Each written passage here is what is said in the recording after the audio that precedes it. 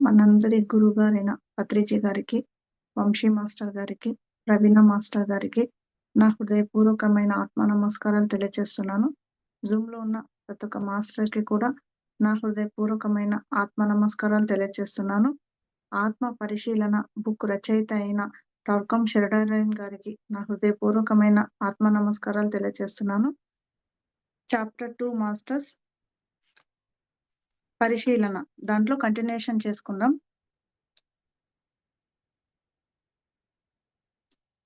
ఎంతో లోతైన ఈ గొప్ప బోధన అందుకోవడానికి మీరు సిద్ధంగానే ఉన్నారు.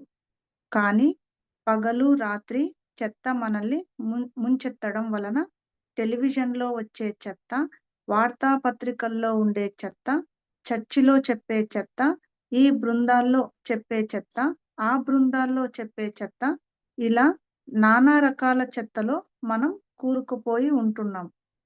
టీవీ కార్యక్రమాలను వ్యసనంలా అతుక్కుపోయి చూసేవాళ్ళు ఎన్ని లక్షల మంది ఉన్నారు. వాళ్ళు ఈ వ్యక్తిని సమర్థిస్తూ లేదా ఆ వ్యక్తిని వ్యతిరేకిస్తూ ఉంటున్నారు. ఏం జరుగుతుందో సరిగ్గా గమనిస్తే అందులో ఉన్న హాస్యాస్పదమైన విషయం ఏమిటో మీరు స్పష్టంగా చూడగలుగుతారు. ఇదంతా డబ్బు కోసం పన్నిన వల. ఓకే. అంటే ఇదంతా డబ్బు కోసం చేస్తున్నారు. టెలివిజను, పేపరు ఇవన్నీ ఆయన నిమిషాల్లో అన్ని తీసేస్తారు. ఓకే. అందుకే కదా ఆయన ఏం చెప్తారు, మనల్ నుంచి సపరేట్ చేసి దూరం చేసి చూడండి, అప్పుడు మనం వేరుగుంటాం. అవన్నీ అరిషడ్ వర్గాలు గుణాలు ఏవైనా సరే మనతో మమేకం అవ్వకుండా ఉంటాయి. ఆ మమేకం అవ్వకుండా చూసుకోవాలి. అందులో మళ్ళీ ఈ టెలివిజన్లు వీటన్నిటి ద్వారా మీరు చేర్చుకుంటుందంతా చెత్త. ఇది డబ్బుకు సంబంధించి వాళ్ళు చేస్తున్న పని అని చెప్తున్నారు. ప్రశ్న: నేను ఏదైనా అందమైన దాన్ని గమనిస్తూ ఉంటే కనుక దానితో మమేకమైపోకుండా ఉండి గమనించగలిగే స్థితిలో ఉండగలనా? Question mark. అంటే దేనితోనైనా సరే మమేకం అవ్వకుండా ఉండగలరా ఎవరైనా? అసలు అట్లాంటి స్థితి ఉందా అని ఒక క్వశ్చన్. అంతే కదా, ఇప్పుడు మనం చూస్తూ ఉన్నాం, చూస్తూ చూస్తూ చూస్తూ ఉండగానే మమేకం అయిపోతాం కదా. అలా కాకుండా కూడా చేసుకోగలమా? అలాంటి పరిస్థితులు ఉన్నాయా? అలాంటి స్థితి ఉందా అని క్వశ్చన్. జవాబు: నేను అందమైన ఓ పెద్ద పువ్వును గమనిస్తున్నాను. మనం దానితో మమేకమైపోతే కనుక ఏం జరుగుతుందో చూడండి. మనం మామూలు విషయాన్ని కూడా కోతిపుండు బ్రహ్మరాక్షసి అయ్యేలా చేస్తాం.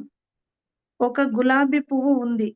ఆ గులాబీ పువ్వును ఒక అమ్మాయికి ఇవ్వడం నాకు గుర్తొస్తుంది.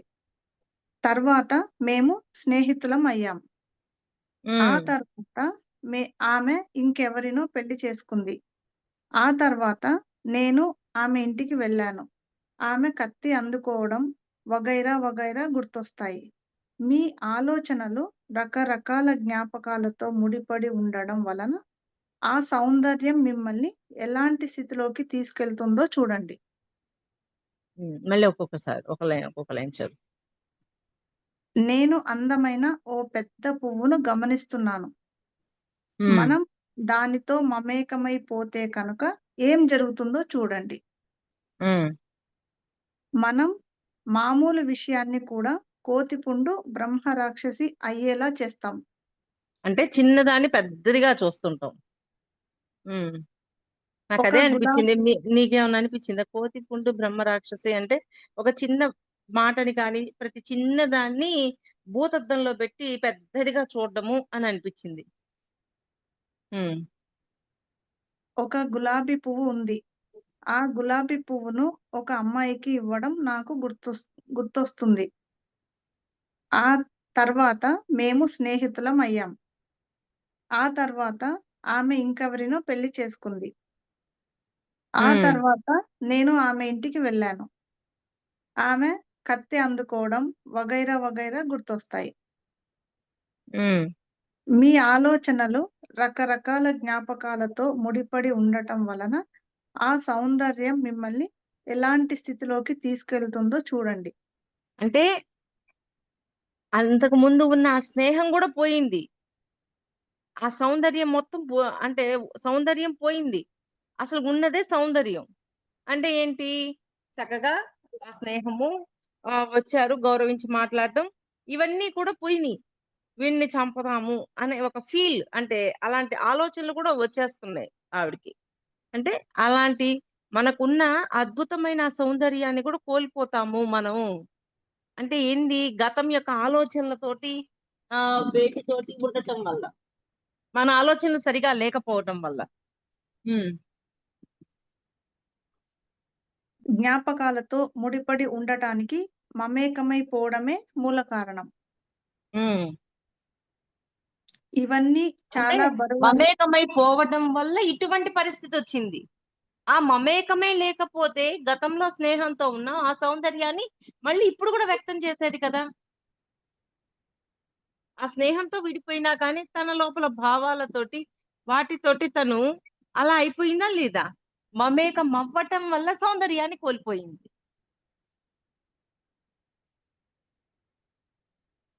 కానీ అనుకున్నంత తేలిక కాదు ఆచరించటం అనేది. ఆ క్షణంలో ఆలోచన ఏముంది? ఏంది ఫ్రాక్షన్ ఆఫ్ సెకండ్స్‌లో, ఒక సినిమా 'బాబా' సినిమాలో అంటారు. కొత్తదొచ్చింది 'నాగార్జున' మూవీలో. నాకు గుర్తులేదు గానీ ఆ డైలాగు. ఒక్క సెకన్‌లో ఇన్ని ఆలోచనలు చేస్తామన్నారు. బాబోయ్! ఇన్ని ఆలోచనలు చేస్తామా మనం అని అనిపించింది. మరి ఎంతగా రియాక్ట్ అయిపోతున్నామో చూడండి లోపల.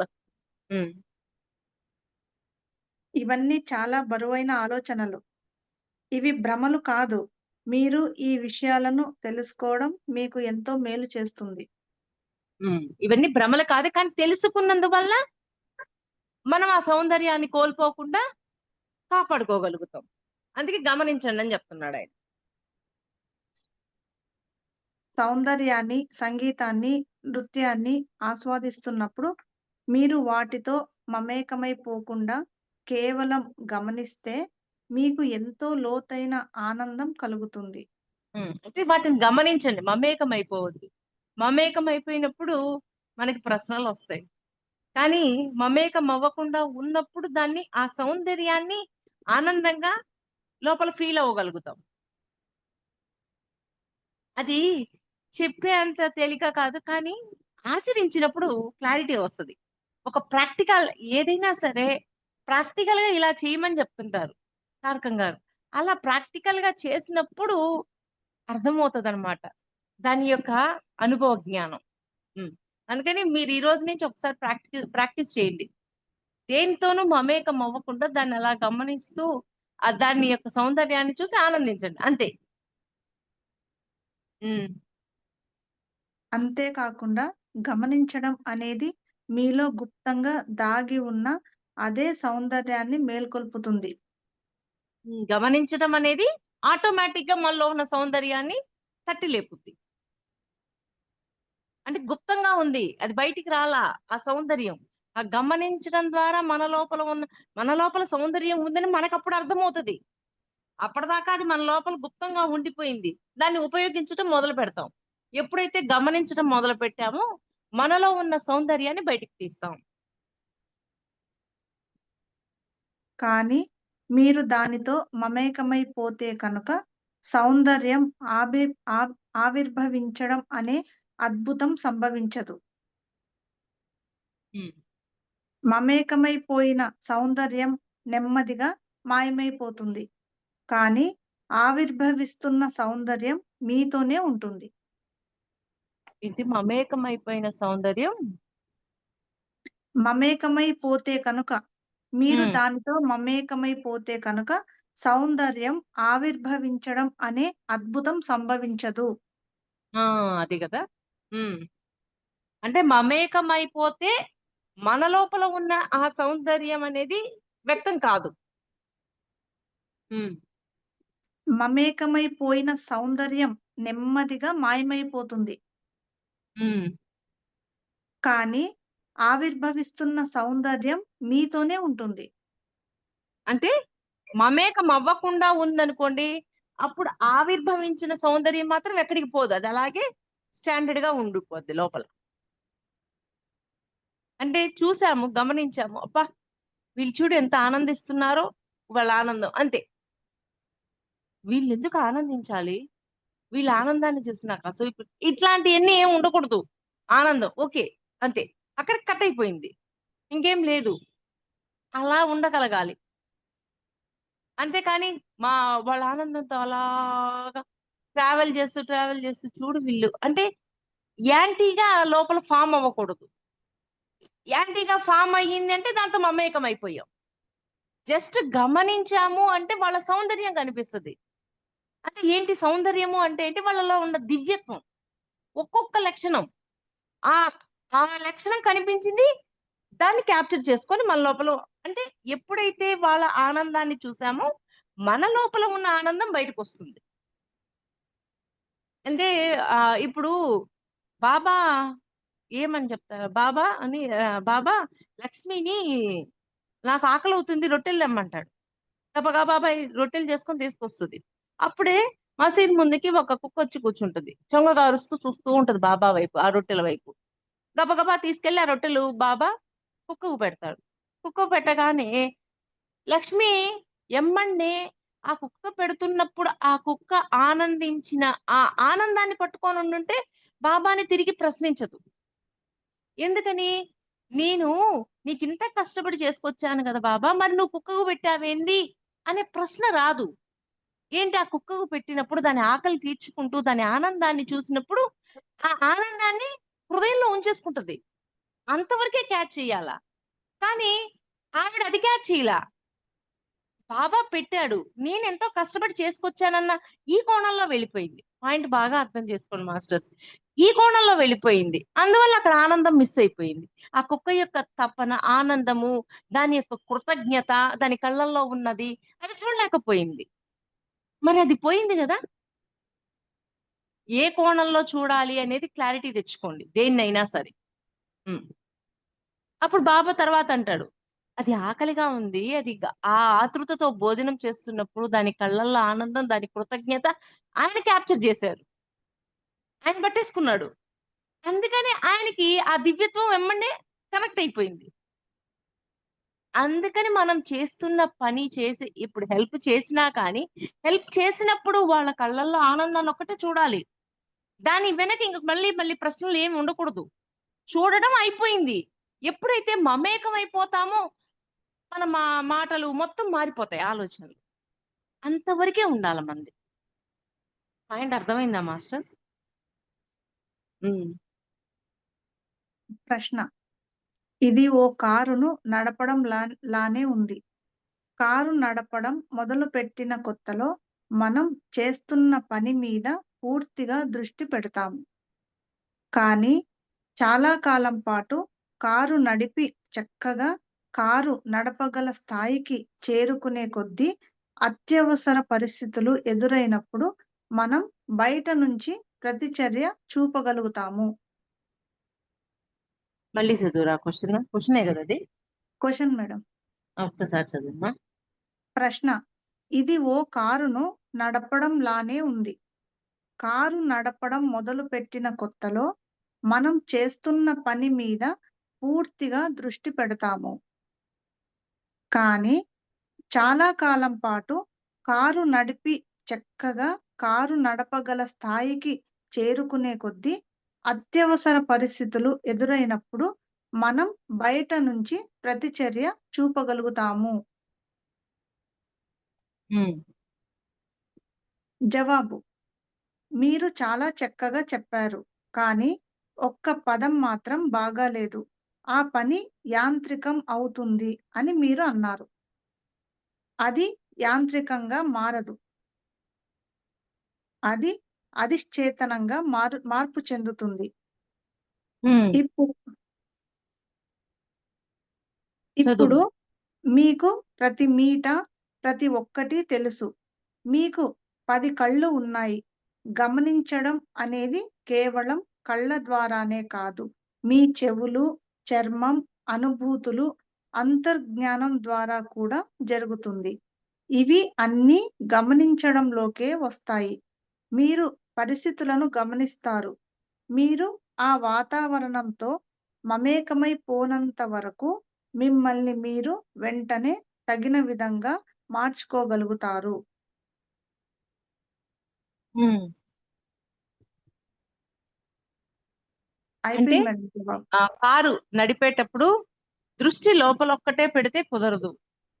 బయట నుంచి కూడా చూడగలగాలి. అంటే మన దృష్టి ఇటు పక్క చూడాలి, అటు పక్క చూడాలి, ఫ్రంట్ వైపు, బ్యాక్ వైపు అన్నింటి వైపు ఆ గమనిక ఉండాల. కేవలం స్టీరింగ్ మీద గమనిక ఉంటే సరిపోదు. అలాగా మనము మన దృష్టి ఒక్కటే గమనిస్తే సరిపోదు. మన చెవులు గమనించాల. మన స్పర్శ గమనించాల. మన అంతరంగం పట్ల కూడా గమనిక ఉండాలి మనకి. అంటే ఇప్పుడు ఒక మాట మాట్లాడేటప్పుడు మన లోపల ఉద్దేశాన్ని మనం చెక్ చేస్తూ మాట్లాడగలగాల. అలాగా మాట్లాడడం తోటి మనము ఆ గమనికని పెంచుకుంటాము. కేవలం యాంత్రికంగా కాదు, గమనిక ద్వారా చెయ్యండి అంటున్నారు. ఎవరో చెప్పారు, ఏదో చెయ్యాలని కాదు. మీరు గమనించడం ద్వారా మీకన్నీ అర్థమవుతూ ఉంటాయి. నేర్చుకోవడం అనేది కూడా జరుగుతుంది అని చెప్తున్నారు. హ్మ్. ప్రశ్న: మనకు ప్రమాదం జరిగినప్పుడు మనల్ని మనం గమనించుకోవడం గురించి ఏమంటారు? జవాబు: ఆ ప్రమాదం మీపై మోపిన భారాన్ని, ఒత్తిడిని అది తీసేస్తుంది. ఆ ప్రమాదం మీరు చెయ్యలేదు అన్నట్లుగా దాన్ని చూస్తారు. ప్రమాదం జరిగింది. కేవలం దాన్ని పరిశీలనగా చూడండి. ఆ ప్రమాదం తర్వాత ఇలా జరుగుతుంది లేదా అలా జరుగుతుంది అని లెక్కలు వేయడం, తర్కించడం చెయ్యకండి. హ్మ్. అంటే ప్రమాదం జరిగింది. అంతవరకే ఉండండి. దాన్ని వె ఆ ప్రమాదంలో నేనట్టాంటోడిని, ఎదుటోడు అట్టాంటోడు, ఇవన్నీ ఆలోచించి తర్కం చేయొద్దంటున్నాడు. తర్వాత. ప్రమాదం ఎలా జరిగింది అనేది గమనించడమే మీ కర్తవ్యం. అంతే. ఎందుకు ఎందుకు జరిగింది అని కాదు. ఎలా జరిగింది? అంటే నేను స్పీడ్‌గా రావడం వల్ల గుద్దానా? లేకపోతే ఎదుట కారుని గమనించుకొని, ఆ కారుకి, ఈ కారుకి మధ్య గ్యాప్ ఉంచకపోవడం వల్ల జరిగిందా? ఇవన్నీ గమనించుకోవాలా. ఎందుకంటే ఇంకొకసారి అలాంటిది జరగకుండా మనల్ని మనం ప్రొటెక్ట్ చేసుకోవాలి కదా! అందుకని.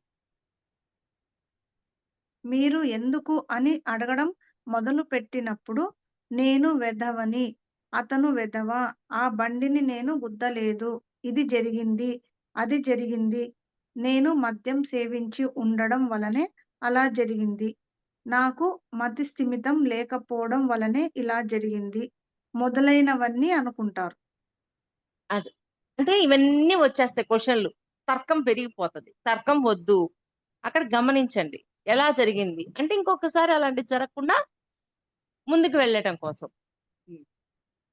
గత జ్ఞాపకాలన్నీ కదిలి మీ మనస్సులో లెక్కలేనన్ని లోపాలను, దోషాలను కల్పిస్తాయి. మీరు స్పష్టంగా ఆలోచించి నిర్ణయించుకోగల శక్తిని కోల్పోతారు. హ్మ్. గమనించడం అనేది అంటే ఈ క్వెషన్‌లన్నిటితోటి చేయాల్సిన పని మర్చిపోతాం గదా! అది. హ్మ్. గమనించడం అనేది ఏది సరైనది, ఏది సరికానిది అని మీరు ఇంకా బాగా నిర్ణయించగలగడం కోసం కాదు.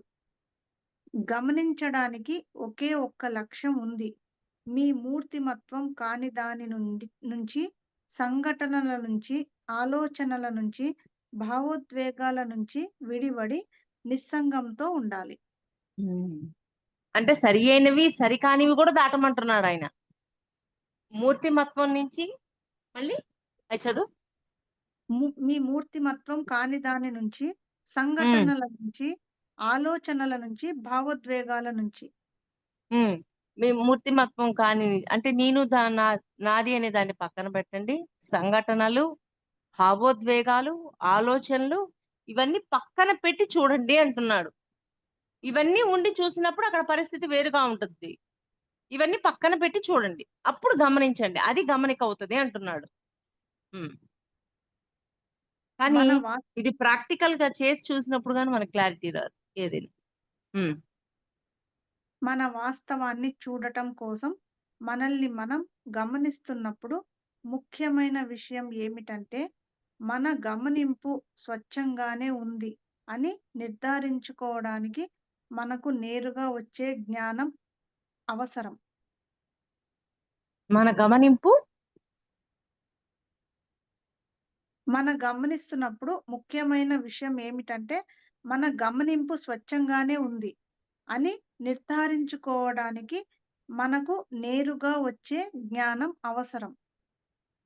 అంటే ఏంటి? నేను ఆ మూర్తిమత్వాన్ని, సంఘటనల్ని, భావోద్వేగాలని, ఆలోచనల్ని దాటి చూసినప్పుడు అది అర్థమవుతది. అది పూర్తి గమనిక అని. స్వచ్ఛమైన గమనింపు అనేది మన ఆశలు, కోరికలు, ఆకాంక్షలు లేదా ఇతరుల అభిప్రాయాల ద్వారా ప్రభావితం అవ్వదు. స్వచ్ఛమైన గమనిక ఎలా ఉంటుందో చూడండి. మళ్ళీ వాటిల్లో కూడా చెప్పారు. ఆ లైన్ మళ్ళీ చదువురా. స్వచ్ఛమైన గమనింపు అనేది మన ఆశలు, కోరికలు, ఆకాంక్షలు లేదా ఇతరుల అభిప్రాయాల ద్వారా ప్రభావితం అవ్వదు. ఇతరుల అభిప్రాయాల ద్వారా ఏమాత్రం ప్రభావితం కాకుండా చూసుకుంటుంది. నేరుగా వచ్చే ప్రత్యక్ష జ్ఞానం అలాంటి ప్రభావాలన్నింటినీ దాటుకుని మనల్ని మనం ఉన్నది ఉన్నట్లుగా గమనించుకోగలిగేలా సహాయం చేస్తుంది. అక్కడ ఉన్న వాస్తవాన్ని మార్చదు, వాస్తవాన్ని అర్థం చేసుకునేటట్లుగా చేస్తుంది. ప్రత్యక్ష జ్ఞానం అనేది మనకు మన హృదయ కలశం ద్వారానే కాకుండా మన గురువు నుంచి, పరమ గురువుల మండలి నుంచి కూడా వస్తుంది. అంటే ప్రత్యక్ష జ్ఞానం గురు మండలి నుంచి, ఇంకా గురువు నుంచి, పరమ గురువుల మండలి నుంచి, గురువు నుంచి పరమ గురు మండలి నుంచి వస్తూనే ఉంటుంది అది ప్రత్యక్ష జ్ఞానం. అవసరమైన సమయంలో ఆ ప్రజ్ఞ, జ్ఞానం మీ మనస్సులో నిండిపోతుంది. అంతే కదా. ఇప్పుడు మనం ఒక ప్రశ్నతో పడుకున్నాం, ఆ ప్రశ్నకి సమాధానాన్ని తెచ్చుకుంటున్నామా లేదా? అలా నేరుగా జ్ఞానం వచ్చినప్పుడు మీరు దానికోసం ఎలాంటి ప్రయత్నం చేయకపోయినా కానీ కాలాతీత ప్రజ్ఞ మార్గదర్శకులు జీవితము మీ జ్ఞానానికి తలుపులు తెరవడం జరుగుతుంది. మళ్ళీ చదువురా. అవసరమైన సమయంలో ఆ ప్రజ్ఞ, జ్ఞానం మీ మనసులో నిండిపోతుంది. నేరుగా జ్ఞానం వచ్చినప్పుడు మీరు దాని కోసం ఎలాంటి ప్రయత్నం చేయకపోయినా కానీ కాలాతీత ప్రజ్ఞ మార్గదర్శకులు జీవితము మీ జ్ఞానానికి తలుపులు తెరవడం జరుగుతుంది. అంటే కాలాతీత ప్రజ్ఞ నుంచి ఆటోమేటిక్ గా తీస్తాం మనం ఆ తలుపులు. ధ్యానంలో అంతఃకరణాన్ని నిర్ణయించుకోవడంలో కాలాతీత ప్రజ్ఞను నేరుగా అందుకోవడానికి తగిన మేలైన పరిస్థితులను మీరు సంసిద్ధం చేస్తారు. అంటే కాలాతీత ప్రజ్ఞని మనం పొందాలి అంటే వాటికి తగ్గ పరిస్థితులను సంసిద్ధం చేసుకుంటాము. అంటే అనవసరపు ఆలోచనలు బుర్రలో ఉండి డిస్టర్బ్ లేకుండా ప్రశాంతంగా ఉంటాం. అప్పుడు కాలాతీత ప్రజ్ఞ అనేది మనకి తప్పకుండా అందించబడుతుంది. వీడికి అందిస్తుంది, వీడికి అందించదు అనేది లేదు. ప్రతి ఒక్కరికి కాలాతీత ప్రజ్ఞ అనేది అందించబడుతుంది అని చెప్తున్నారు అక్కడ. అంతర్జ్ఞానం లేదా సహజావబోధకు చెందిన జ్ఞానం అనేది ప్రత్యక్ష జ్ఞానం కన్నా భిన్నమైనది. మళ్ళీ చదువు. అంతర్జ్ఞానం లేదా సహజావబోధకు చెందిన జ్ఞానం అనేది ప్రత్యక్ష జ్ఞానం కన్నా భిన్నమైనది. అంతర్జ్ఞానం లేదా సహజావబోధకు చెందిన జ్ఞానం ఈ రెండింటి కంటే కూడా ప్రత్యక్ష జ్ఞానం కన్నా భిన్నమైనది. ఓకే. అంతర్జ్ఞానము, సహజావబోధ నుంచి వచ్చే జ్ఞానము అనేది ప్రత్యక్ష జ్ఞానం కంటే భిన్నంగా ఉంటుంది. అంటే అంతరంగంలో మనం ఎలా ఉన్నాము, మనం వేటి పట్ల ఎలాగ ప్రవర్తిస్తున్నామో, సత్కర్మలే ఉన్నాయా, సద్గుణాలే ఉన్నాయా, లేదా చెక్ చేసుకోవడము, సహజావబోధ నుంచి వచ్చే జ్ఞానము, ఇవి 2 ప్రత్యక్ష జ్ఞానం కంటే కూడా వేరుగా ఉంటాయి. అంటే ఏంటి? సహజావబోధ అంటే మూల చైతన్యం నుంచి వచ్చే జ్ఞానం. అది. అలాగా సహజంగా అందించబడుతూ ఉంటుంది. సహజావబోధకు చెందిన జ్ఞానం విషయంలో మీరు సహజావబోధ తలం నుంచి వచ్చేదాన్ని స్వీకరించగల స్థితిలో ఉండి, మీ అవసరానికి తగిన జ్ఞానాన్ని తీసుకుంటారు. అది. సహజావబోధ అంటే ఇప్పుడు పైనున్న మాస్టర్స్ నుంచి సహజంగా కూడా అందించబడతది. కానీ దాన్ని తీసుకోవడానికి మనం రెడీగా ఉండాలంటే, మన బుర్రలో చెత్త పెట్టుకోకూడదు. అంటే వీడికిస్తారు, వాడికివ్వరు అనేది లేదు. ఎవ్వరికైనా ఇవ్వబడతది. ఓకేనా? ఈ జ్ఞానం అనేది అత్యున్నత ఐక్యతను, సంయోగీకరణకు సంబంధించినది. హ్మ్. సహజావబోధ తలానికి చెందిన అన్ని రకాల జ్ఞానం కోసం మీరు తీవ్రంగా కృషి చెయ్యాలి. సహజావబోధ నుంచి వచ్చే జ్ఞానం కోసం మనం తీవ్రంగా కృషి చేయాలి. అందుకే సాధన, ఇవి మన లోపల గుణాలను మార్చుకోవటం, ఇవన్నీ చేయడం ద్వారా ఆ సహజావబోధ నుంచి వస్తున్న జ్ఞానాన్ని మనం ఎప్పుడు పట్టుకోగలం. కానీ నేరుగా వచ్చే జ్ఞానం అనేది మీ కర్మ పైన, ప్రపంచపు అవసరం పైన ఆధారపడి ఉంటుంది. హ్మ్. నేరుగా వచ్చే జ్ఞానం సహజావబోధ మిమ్మల్ని సత్యం వైపు తీసుకెళ్తుంది. అవి 2 సత్యం వైపు నడిపిస్తాయి మనల్ని. హ్మ్. మీ జీవితం సత్యానికే అంకితమయ్యేలా చూసుకోండి. సత్యం అంటే మన జీవితంలో ప్రతి క్షణం తప్పనిసరిగా ఆచరించాల్సిన శక్తివంతమైన విశ్వ నియమాలు. ఏమేంటి? మళ్ళీ చదువు లైను. మీ జీవితం సత్యానికే అంకితమయ్యేలా చూసుకోండి. అంటే ఆ సత్యాన్నే పట్టుకోండి.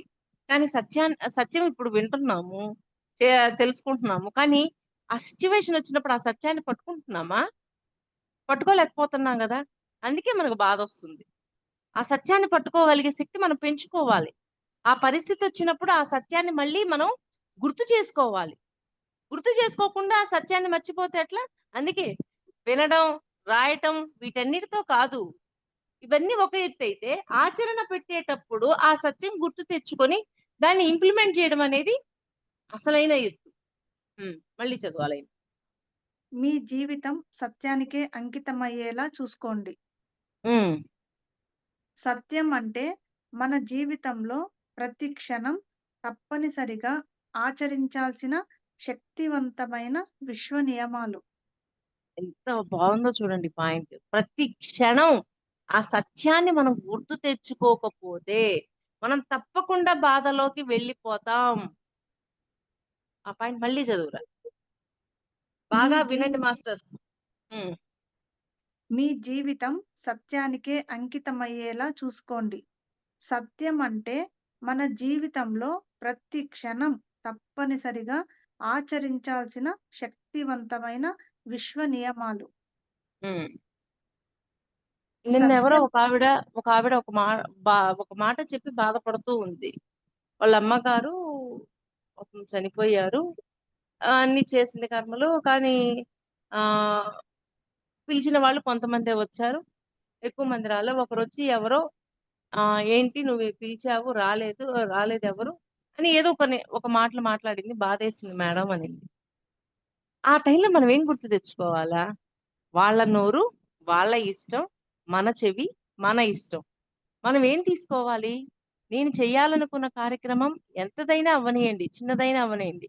మా అమ్మకు తృప్తిగా చేసుకున్నాను అనేది అనుకున్నప్పుడు, ఎమ్మటనే ఆ సత్యాన్ని తీసుకొచ్చుకున్నాము. వాళ్ళలాగే ఉంటారబ్బా! లోకులు, ముక్కులు, పలుకాకులు. వాళ్ళేమైనా మాటాడుతా ఉంటారు. కానీ వాళ్ళది పట్టుకొని, వాళ్ళ ఉద్దేశాన్ని పట్టుకొని బాధపడడం ఎంతవరకు కరెక్టు? ఇప్పుడు ఆవిడ ఉద్దేశాన్ని ఆవిడ గమనించుకోవాలి కదా! ఆవిడ ఉద్దేశాన్ని గమనించుకున్నప్పుడు ఆమెకి ఆ సత్యాన్ని గుర్తుపెట్టుకున్నప్పుడు ఆటోమేటిక్‌గా ఆ సిట్యుయేషన్ నుంచి బయటకొస్తాం. అలాగ ప్రతి సెకను సత్యాన్ని ఆచరించమంటున్నాడు. సత్యం వింటే కాదు, సత్యాన్ని ఆచరించడంలో ఉంటుంది. అప్పుడు గుర్తురాని ఆ జ్ఞానం ఎంత చదివి ఏం లాభం? ఎన్ని చేసి ఏం లాభం? ఏంటి? ఎవరిని విమర్శించొద్దు, దూషించొద్దు అని చెప్తారు బాబా. మరి నోరేసుకొని ఎందుకు విమర్శిస్తున్నాం? ఎందుకు దూషిస్తున్నాం? ఎందుకు చేయాలి మనం ఆ పని? ఎందుకు విమర్శించకూడదు? ఎవరిష్టం వాళ్ళది భూమి మీద. ఎలాగైనా బ్రతుకుతారు. వాళ్ళ నోరు వాళ్ళ ఇష్టం, మన చెవి మన ఇష్టం. వాళ్ళ స్థితి అంతే. దాన్ని పట్టుకొని మనం బాధపడుతూ, ఊగుతూ, ఏడుస్తూ ఉంటే వాళ్ళ ఉద్దేశంలోని దాన్ని మనం తీసుకొని బాధపడటం అవుతుంది. మన ఉద్దేశంలో అది లేనప్పుడు అక్కడ వదలగలగడం నేర్చుకోవాలి. ఆ క్షణంలో ఏం గుర్తు రావాలి? ఇవే గుర్తు రావాలి. కానీ ఎంతసేపటికి వాళ్ళన్న మాటే గుర్తు తెచ్చుకొని బాధపడుతూ ఉంటాం మనం మనకు తెలియకుండా. వాళ్ళకి తెలీదబ్బా. వాళ్ళకి ఆ విషయం తెలీదు. వాళ్ళు అందుకని అలా ఉంటారు. తెలిసిన రోజు వాళ్ళు మనకంటే అద్భుతంగా ఉంటారు. ప్రస్తుతానికి వాళ్ళకి ఆ జ్ఞానం అక్కడ రాలేదు. అనుకుని వదిలేయడం అనేది నేర్చుకోవాలి కదా! మరి ఆ సత్యాన్ని ఎంతవరకు ఆచరించాం మనము? ఆచరిస్తేనే కదా మనం బయటకొచ్చేది. ఆచరించిన రోజు ఏమైనా బయటకొస్తామా? అది. ఆత్మగా జీవించడం అంటే భర్తనైనా, పిల్లలనైనా, అత్తమామలనైనా వాళ్ళ ప్రణాళికల ప్రకారం వాళ్ళ జీవితం ఉంటుంది. వాళ్ళని గౌరవించాలి. ఇవన్నీ అనుకుంటాం. అనుకుంటే సరిపోయిందా? ఆచరణలో పెట్టాల. ఆచరణలో పెట్టి వాళ్ళ నుంచి ఏదైతే అందించబడుతుందో దాన్ని సంతోషంగా స్వీకరిస్తూ కృతజ్ఞతతో ఉండటం. అందించబడని దాని పట్ల ఎటువంటి ఆశ లేకుండా గమ్ముగా వదిలేయటం. ఇలా ఉండగలగాలి గదా! అది సత్యం. ఎందుకని? అన్నీ చెయ్యాలని రూల్ ఏం లేదు. కొన్ని ఇవ్వగలరు. కొన్ని అంటే శత్రుశేషం ఉంటది. మిత్రశేషం ఉంటది. మరి శత్రుశేషంతోటి మనకి చేయాల్సిన వాటిని ఆపేస్తారు. మరి మిత్రశేషంతోటి మనకేం చేయగలరో హెల్ప్‌లు అయన్నీ చేస్తూ ఉంటారు. మరి హెల్ప్ చేసినప్పుడు ఆనందం, హెల్ప్ చేయనప్పుడు బాధ. ఇయన్నీ ఎందుకు? సత్యం ఏంటి? నువ్వొక ఆత్మ, నీ భర్త ఒక ఆత్మ, మీ అత్త ఒక ఆత్మ, మీ ఆడపడుచు ఒక ఆత్మ. అందరూ ఒక్కొక్క ఆత్మగా వచ్చారు. ఎవరి ప్రణాళికలకు తగ్గట్టు వాళ్ళయి ఉంటాయి. వాటిల్లో కొన్ని మీకు హెల్ప్ చేయడానికొచ్చారు. కొన్ని వాళ్ళ పనులు పూర్తి చేసుకోవడానికొచ్చారు. ఇవన్నీ అర్థమైన రోజు దాన్నక్కడ ఇంప్లిమెంట్ చేయకపోతే వచ్చేదంతా బాధే గదా! అందుకని ఆ సత్యాన్ని ఎమ్మడే గుర్తు తెచ్చుకోవాలి గదా! ఆ పరిస్థితికి తగ్గట్టు గుర్తు తెచ్చుకుంటున్నామా లేదా? ఆచరణలో పెడుతున్నామా లేదా? అనేది ఎవరు గమనించుకోవాలా? ఎవరు గమనించుకోరు. పైనున్న మాస్టర్‌లు ఈళ్ళు గాదు. మనం గమనించుకోవాలా లోపలికి. మన గమనిక ఎట్లుండాలా? ఆ సత్యాన్ని నేను ఎమ్మడే గుర్తు తెచ్చుకున్నానా లేదా అని గమనించుకోవాలా. మరి తప్పదు. సత్యం చాలా స్ట్రాంగ్‌గా ఉంటుంది. దాన్ని జీర్ణించుకోవడం కష్టమవుతది. కానీ జీర్ణించుకోవాలా. హ్మ్. సత్యం అంటే మనల్ని అత్యున్నత పరిపూర్ణత వైపు తీసుకువెళ్ళే అన్ని రకాల దివ్య ప్రమాణాలు. హ్మ్. ఆ సత్యం మనల్ని ఇంకా ఇంకా పరిణామాల్లోకి తీసుకెళ్తది. అందుకని దాన్ని పట్టుకోవాల. ప్రతి క్షణం పట్టుకోవాలి. హ్మ్. సత్యం అంటే ఒక విషయం తర్వాత మరో విజయం సాధించేలా మనలో స్ఫూర్తిని నిలిపి ఉంచే అన్ని రకాల సూత్రాలు. హ్మ్. ప్రతి ఒక్కరిని గౌరవించాలి అంటారు.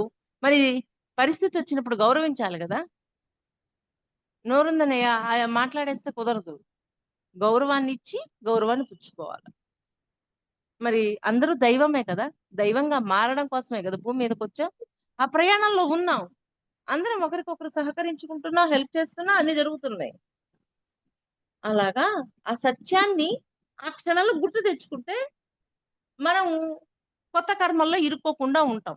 ఆ సత్యాన్ని గుర్తు తెచ్చుకోకపోతే కొత్త కర్మల్లో మనం ఇరుక్కోవడం జరగచ్చు. ఎదుటోడైనా ఇరుక్కుంటాడు వాడు. మనం చెప్పలేం. హ్మ్. సత్యం అంటే ఆరోగ్యాన్ని, ఆనందాన్ని, విజయాన్ని, జ్ఞానోదయాన్ని కలిగించే అన్ని రకాల ప్రజ్ఞలు. హ్మ్. అది. ఆ క్షణం సత్యం మనకి ఆ జ్ఞానం గుర్తు రావాలా. ఆ సత్యానికి సంబంధించిన ఆ జ్ఞానం గుర్తొస్తే బయటకొస్తాం. హ్మ్. సత్యం అనేది సౌందర్యంలో, మంచితనంలో, ధార్మికతలో, ఆనందంలో, స్వేచ్ఛలో, త్యాగపూరితమైన సేవలో, విశేష కృషిలో ఉంది.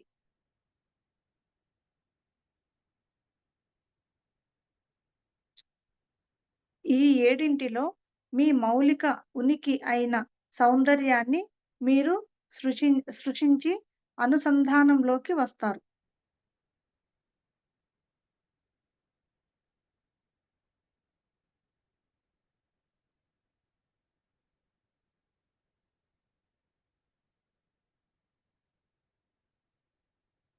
చెప్పురా. సత్యం అనేది సౌందర్యంలో, మంచితనంలో, ధార్మికతలో, ఆనందంలో, స్వేచ్ఛలో, త్యాగపూరితమైన సేవలో, విశేష కృషిలో ఉంది. వీటన్నిటిలో సత్యం ఉంది. మళ్ళీ ఆ లైన్ మళ్ళీ చదువుమా, ఒకసారి నిదానంగా వినండి. సత్యం అనేది సౌందర్యంలో, మంచితనంలో, ధార్మికతలో, ఆనందంలో, స్వేచ్ఛలో, త్యాగపూరితమైన సేవలో, విశేష కృషిలో ఉంది. ఈ ఏడింటిలో మీ మౌలిక ఉనికి అయిన సౌందర్యాన్ని మీరు స్పృశించి అనుసంధానంలోకి వస్తారు. అంటే వాటిని ఎప్పుడైతే ఆచరిస్తామో ఆటోమేటిక్ గా సౌందర్యం మనలో బయటకు వస్తుంది. సత్యం అంటే కోట్లాది సంవత్సరాలుగా కాలాతీత ప్రజ్ఞ రూపం దాల్చిన ఏక సంకల్పం, ఏక నియమం, మానవ జాతి మార్గదర్శకులు, మానవ జాతి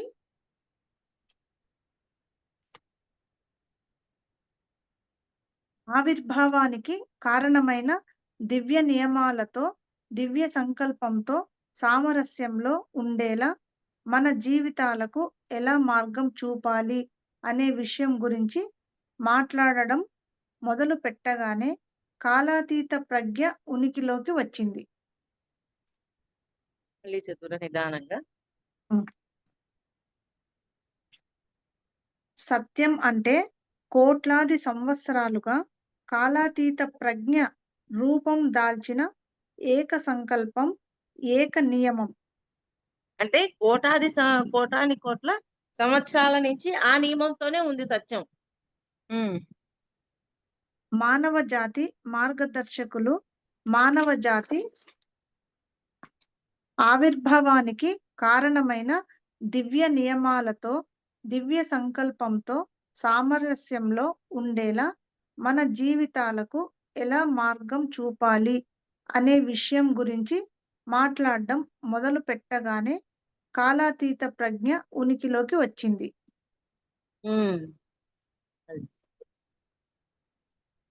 సత్యం అనేది ప్రతి రూపంలోనూ, ప్రతి మానవ రూపంలోనూ ఉండే అత్యున్నత సూత్రం.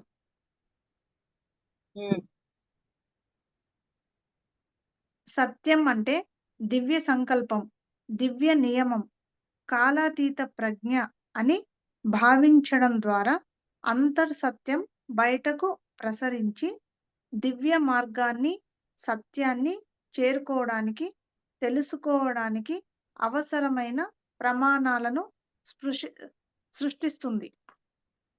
అవసరమైన ప్రమాణాలని సృష్టిస్తుంది. సత్యం ఒకటే, కానీ సత్యానికి వ్యాఖ్యానాలు మాత్రం లెక్కలేనన్ని ఉన్నాయి.